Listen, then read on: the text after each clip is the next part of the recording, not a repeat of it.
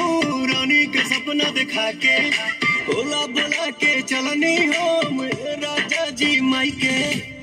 पहले जे जनती चूल्हा चौकी करो बाई नदिया किनार भेजी पानी भरो बाई कबो न बियाह बारा चैती आहो राजा मांगे न सेनुराटी कवैती आहो राजा कबो न बियाह बारा चैती।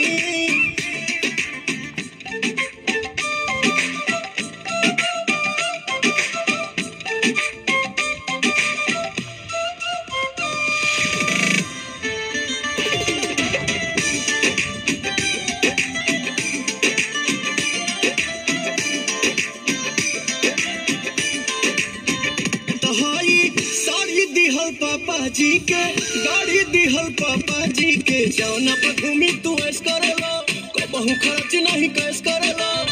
फूल ही कमाइया सब उड़ाई सब सारी रात पिया ओनिए बिताई बात अपन भोजन न बसियती आहो राजा मांगे न सेनुराटी कवैती आहो राजा कबो न बियाह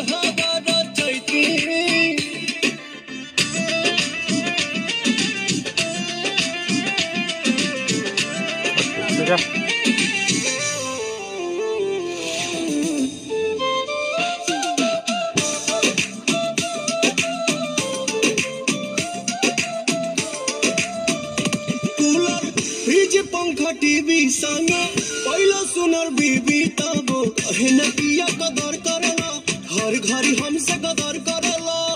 जननी न पवन किया न सताई मेकअप से कप खाती हो न रोई बात प्रिंस ले